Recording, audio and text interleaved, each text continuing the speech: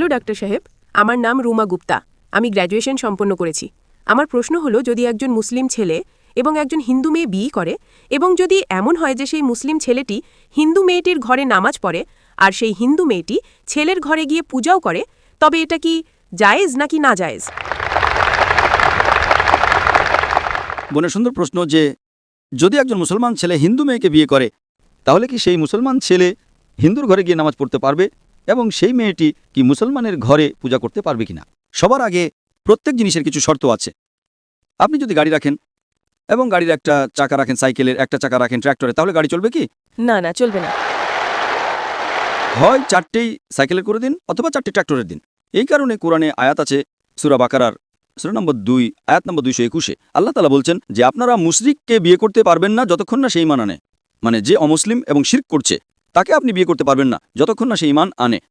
এবং একজন ঈমান আনা নারী, একজন মুমিন নারী দেখতে যতই কুৎসিত হোক না কেন, সে একজন মুশরিক নারীর চেয়ে উত্তম। আর সামনে আয়াত বলছে যে মেয়েরা মুশরিক ছেলেকে বিয়ে করতে পারবে না যতক্ষণ না সে ঈমান আনে। একজন মুমিন ব্যক্তি দেখতে যতই কুৎসিত হোক না কেন, সে তার চেয়ে উত্তম যে শিরক করে। এর কারণ হলো ইসলামে লেখা আছে যে যদি আপনি খোদা ছাড়া অন্য কাউকে পূজা করেন, অন্য কারো ইবাদত করেন, এটা সবচেয়ে বড় পাপ।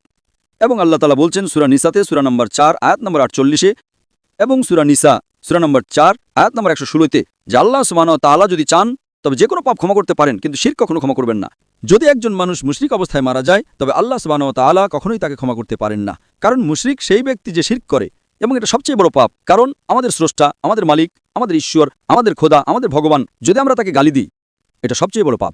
যিনি এই দুনিয়ায় আমাদের এই সবকিছু দিয়েছেন, যদি আমরা তাকে গালি দিই, তিনি ছাড়া অন্য কারো ইবাদত করি, এটা শিরক হলো। তো তা ইসলামে অনুমতি নেই যে একজন মুসলিম ছেলে বা মেয়ে কোনো মুশরিক ছেলে বা মেয়েকে বিয়ে করবে, এই অনুমতি নেই। যেখানে প্রশ্ন হলো যে একজন সাধারণ মুসলমান হিন্দুর ঘরে নামাজ পড়তে পারে কিনা। যদি তার সামনে কোনো মূর্তি না থাকে তবে সে যে কোনো জায়গায় নামাজ পড়তে পারে, যদি জায়গাটা পরিষ্কার হয়।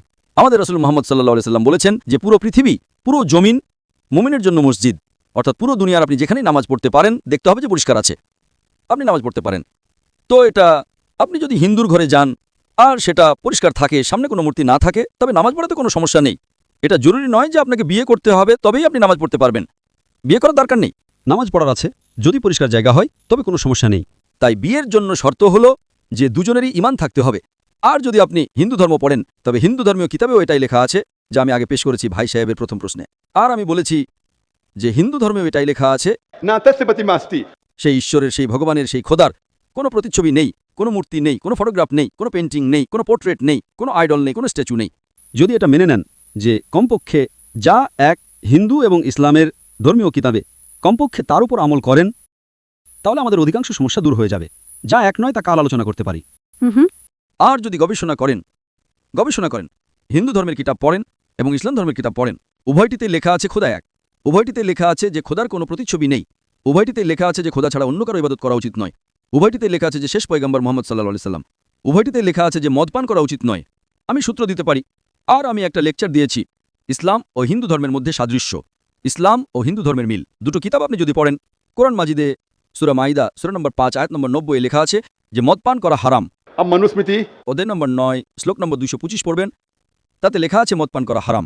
কোরআনে লেখা আছে সূরা মাইদা সূরা নম্বর 5 আয়াত নম্বর 3, সূরা বাকারা সূরা নম্বর 2 আয়াত নম্বর 173, সূরা আনআম সূরা নম্বর 6 আয়াত নম্বর 145 এবং সূরা নাহাল অধ্যায় নম্বর 16 আয়াত নম্বর 115-তে যে আপনাদের জন্য হারাম মৃত মাংস, রক্ত, শূকরের মাংস এবং সেই খাবার যার উপর আল্লাহ ছাড়া অন্য কারো নাম নেওয়া হয়েছে। আপনি হিন্দু ধর্মীয় কিতাব পড়বেন, তাতেও লেখা আছে যে শূকরের মাংস খাওয়া হারাম। যদি আপনি গবেষণা করেন, অনেক সাদৃশ্য আছে। ইসলাম ধর্মীয় কিতাবে লেখা আছে কোরআনে সূরা নূরে সূরা নম্বর 24 আয়াত নম্বর 30 এবং 31-এর মধ্যে হিজাব সম্পর্কে। আর নারীকে আলহামদুলিল্লাহ হিজাবে থাকা উচিত, মাথা থেকে ঢাকা থাকা উচিত তার শরীর, শুধু যা দেখা যেতে পারে তা হলো মুখমণ্ডল এবং হাতের তালু পর্যন্ত। আপনি যদি হিন্দু ধর্মের কিতাব পড়েন, ঋগ্বেদ বুক নম্বর 8-এ লেখা আছে এবং ঋগ্বেদ বুক নম্বর 10-এও লেখা আছে যে নারীকে নিজের মাথার আঁচল মুখের উপর ফেলা উচিত। ঋগ্বেদও লেখা আছে যে যখন পুরুষকে দেখবে তখন দৃষ্টি নিচু করা উচিত। এটা কোরআন মাজিদে লেখা আছে সূরা নূর সূরা নম্বর 24 আয়াত নম্বর 30 এবং 31-এ যে যখনই কোনো নারী পুরুষকে দেখে যে তার স্বামী বা নিকটাত্মীয় নয়, এবং যখনই কোনো পুরুষ কোনো নারীকে দেখে আর নিকটাত্মীয় নয়, তখন তাকে দৃষ্টি নিচু করা উচিত। তো এভাবে আপনারা গবেষণা করবেন, যে সাদৃশ্যগুলো আছে তার উপর তো আমল করুন। তো হিন্দু এবং ইসলাম ধর্মের সাদৃশ্য আছে, যা ধর্মীয় কিতাবে লেখা আছে, কিন্তু আফসোসের বিষয় হলো যে ধর্মের ঠিকাদাররা এই জিনিসের উল্লেখই করে না। কেন? এই জন্যই আমি সূত্র দিই। আমি কোনো আলেম নই, আমি কোনো পণ্ডিত নই, আমি নিজেকে জ্ঞানপিপাসু ছাত্র বলি, কিন্তু আমি সবসময় সূত্র দেই যাতে কারো সন্দেহ থাকে, কারো সংশয় থাকে, তবে বাড়িতে গিয়ে চেক করতে পারে।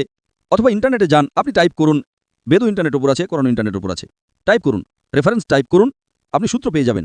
তো তাই গাড়ি চলার জন্য দুজনেরই নিয়মকানুন যেটা হওয়া উচিত সেটাই হওয়া উচিত। এজন্য দুজন মানুষই মুমিন হওয়া জরুরি। Hope that answers the question.